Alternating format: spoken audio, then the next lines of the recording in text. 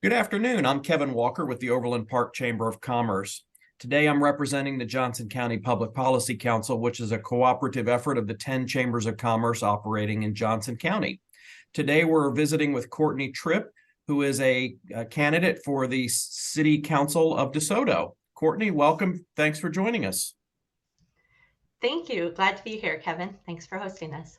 Well, before we dig into our questions, why don't you tell us why you're running for City Council and tell us who you are? Absolutely. My name is Courtney Tripp, and I am a lifelong volunteer. That's taken many forms over the years, including having been a construction manager for Habitat for Humanity and helping build an entire house, to much more recently serving at the De Soto Food Pantry and serving on the board of the Sunflower House, which is our children's advocacy center here in Johnson County. In addition to that, professionally, my 18-year career has been focused on communications, marketing, and strategy, which has allowed a couple of things. First of all, it's allowed me to work across a variety of industries, including healthcare, education, infrastructure, and water solutions. It's also helped me to develop leadership skills and strength in communications and community building, which will be so crucial to our growing community. I look forward to using that breadth of experience to serve De Soto. And those experiences and my dedication and passion for serving my community is part of what helped me to decide to step up and run this year. My husband and I were looking for where to put down our roots and really call home a little over 4 years ago. And we found De Soto, and we're so glad we did. And here we have truly found a home, not only for us, but also for my horse, who's just 10 minutes from my house. And we love everything that the community has to offer. I look forward to working and growing with it. Well, thank you for that brief background. And why don't we dig right into our questions? I'll start with a sort of a broad view. As a candidate, what are your top 3 policy issues? Absolutely. Great question. My top 3 policy issues are community and communications. So really focusing on maintaining and building on the small town warmth and deep community that De Soto has. And I really believe that communications is a key part of how we are going to do that, building on the great events and experiences in our city and further investing in that. The second one is infrastructure. Every growing community is going to need the roads, bridges, water, and wastewater to support that growth. And it's absolutely imperative that we're proactive and super sharp on making those investments and developing those things that are so our community is safe, easy to navigate, and continues to thrive. And the final thing is affordability, making sure that as we grow, that growth isn't overburdening our citizens, and that folks aren't in danger of being taxed out of their homes, and really looking for ways to kind of share that burden and to ensure that people can live in, I've talked to residents who have been in De Soto literally for generations. And, I want them to continue their stories here. And for some of us who are newer here, to be able to stay here and thrive for generations to come. And you mentioned tax dollars. And so what are your views on the value that De Soto citizens receive for their local tax dollars, and what changes, if any, would you propose to the city's budget? Yes, overall, I do think that De Soto's residents receive a good value for their tax dollars. And, of course, I'm focusing in my answer on those city tax dollars. Of course, one of the challenges when we receive our tax bill or that tax breakdown is that there are many, taxing entities that you're going to see on that property tax bill. Focused on that city role, though, when I look at the community events, our De Soto Aquatic Center, essential services like our roads, and the protection from the Johnson County Sheriff Department, I do believe our residents are receiving good value for their tax dollars. Our water and wastewater infrastructure, and as I mentioned before, our roads are needing further investment to ensure that that good value continues to be there and to increase the value that folks are getting for their dollar. I think it's also going to be important that as we grow, we continue to evaluate At what point do we need our own police department? At what point does that, is there an increasing cost to the sheriff's protection and the scale of protection we need, that shift is ready to happen as our community grows? And so I think that's going to require evaluation as we grow. And again, that continued investment in our infrastructure. I think one of the other important things is just, again, that communication so that people have a deeper understanding of what their dollars are going toward, so that they can feel and understand that, yes, I'm paying X tax dollars to the city of De Soto, and look at all these great things that, I'm benefiting from as a resident. Oh, and you mentioned growth a couple of times, and the next question really focuses on that.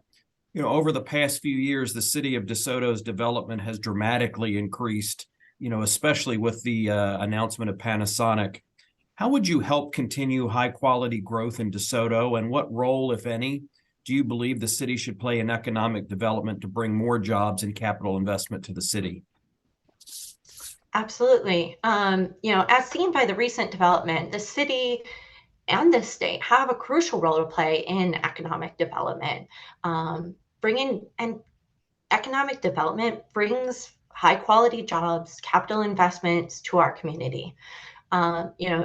As a city councilwoman, I will be part of, the decisions being made on that portfolio of options available to the city to attract and bring businesses, and ensuring that those businesses in turn are going to bring tremendous value to our community, our schools, our services, and infrastructure. Capital investment into De Soto's economic development is important to bring those good paying jobs to our community, to keep young people who want to stay here, to bring back, to attract back those folks who have gone out, gotten a great education, had a successful career, want to return to their hometown. And I've talked to many parents and grandparents who are looking forward to having that growth in De Soto mean that comes full circle. And it's also important that when those decisions are being made, part of the city's role is to make sure that there's balance there, that taxes are fair and balanced, businesses are contributing to the community as well as individuals as we grow. And then the other thing I want to make sure that the city is doing is really keeping an eye out for the small businesses, the local businesses, like the wonderful microbrewery that I am so excited that we're going to be welcoming to our downtown De Soto. And with economic development, I want to see more opportunities like that come here to our community and succeed and be part of that small town community and tight-knit feeling that is De Soto. Well, and that's your response is a great segue to the next question. Some citizens have stated that economic growth is devaluing De Soto's small town values. Do you feel that the growth is diminishing the community's values, and why or why not? So over the past few months, I've been talking to so many people in our community. And, I've also been out, attending everything from De Soto Days to just our wonderful Art Council Art Festival that was put on this past weekend. Still, every day when I'm out in our community, I feel those small town values. Of course, during the summer months, every time I drive home from just about anywhere, I come up Kill Creek Road. And I don't know if you know this, Kevin, but we have a pay on the honors system flower stand. It's right by the Red Barn, which is iconic to De Soto. And there's a sign that tells you how much the flowers are and a thing to scan and pay for your flowers. I still want to be the community that can have that flower stand for 10 years from now. And as long as we have that type of community where there's that trust, where there's that balance, where there are people who, strangers are, stopping to say hi when you're on a walking or a bike path, we're still that community today. And I believe that if we are smart and balanced about the growth and invest in community building activities, we will continue to be that community down the road for many, many years. And you've touched on this question a little bit, but what do you think are the greatest opportunities and challenges for the De Soto economy in the next 10 years, and how would you capitalize on those things? Absolutely. Great question. One of the, I think, both challenges and opportunities is this balance between growth and preserving our small town community feel. And I do believe that having a small town is about more than just counting the number of residents on a sign. It's about the activities, it's about the events, it's about, knowing your neighbor's going to water your garden for you and pick the extra tomatoes while you're out of town, because that's the town we live in. And I think the city has a key role in continuing to build that, again, community, communication, these wonderful events that bring us together and build that fiber of our community. The next thing I would say, one of the kind of challenges coming out of that, touched on earlier, is this whole question of affordability and property taxes. And I think that not only does the city have a role to play there, but as a member of our council, I would continue to advocate to the state government to ensure they do their part by restoring the local ad valorem tax reduction fund and bring back the fund that's supposed to reduce the property tax burden on individuals without reducing what cities are able to provide for the residents. And that's something that the city can really advocate to have restored and to have come back to our residents. I would say the other, there's two more I'd like to list, but you said three. So I would say the other opportunity, I'll cheat a little bit maybe and mention the fourth, but the next one I would say is, our outstanding school district. Being home to, one of the top two school districts in Kansas provides a tremendous opportunity for our community. I know our mayor has said that our school district, until Panasonic, was the biggest, driver of people coming to talking about choosing to live in De Soto, and it will still be an economic driver for our community. Being home to that school district and building partnership between the city and the school district will be incredibly important. And, that fourth one, if I could sneak it in there, would be, again, welcoming those small businesses to our community, having a large enough citizen base to support more of those businesses, so that in addition to KJ's Pizza and Cause Coffee, we have even more wonderful things to enjoy in our downtown. Well, my last question for you, what do you believe most distinguishes you from your opponents in the race, making you best suited to serve on the De Soto City Council? That's a great question. And of course, this election's unique because for folks getting to vote here in November, they'll get to choose, three of us to serve for them. So I do look forward to serving alongside of several of the members running for a seat on the council currently, as well as the council members who are already there. I think one of the things that sets me apart, though, is the unique professional background I have. This strength in communications and community building, which I think is so integral to a community at this time. The breadth of experience I have, not only with infrastructure and water solutions, but also with things like education and healthcare, which are all ingrained in the fiber of our community.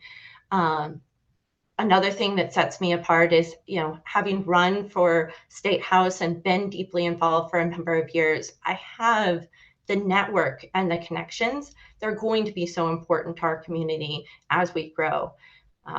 83rd Street, which is one of the big infrastructure projects that's particularly close to my heart, and I know very important to our community to increase safety and navigability in and out of De Soto, is a project that will be shared with De Soto and Lenexa, and possibly be something that needs support, even larger than that.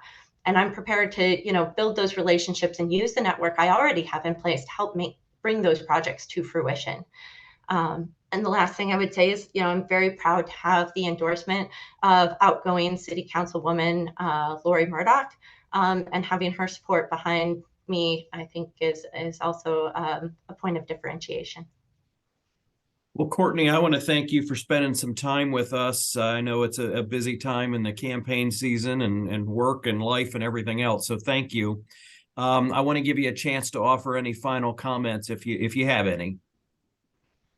Well, thank you, Kevin, and happy to take this time, and very grateful for the service you all provide to voters, to learn a bit more about each of us as candidates. For as many hundreds of voters as I've been able to connect with and talk with over the past few months, it's impossible to get in front of every one of them. And the more I think voters can know the candidates as they go in to cast that vote, better informed citizens we have, the better it is for all of us. And, I would just reiterate that as someone who is absolutely passionate about community service and about the importance of building community and making the most of this time for De Soto, I hope I can earn your vote, and I look forward to serving you and being the councilwoman that you always know you can reach out to if there's anything you need in the community, and to build a De Soto that is a thriving community for generations to come. Well, that wraps up our interview today. Let me remind people that are watching, there's a wealth of candidate information available on our voter education website, www.votejoco.com. It's a great voter resource for you and your colleagues and your family. And on behalf of the De Soto Chamber of Commerce, I want to thank everybody for taking time to be here today.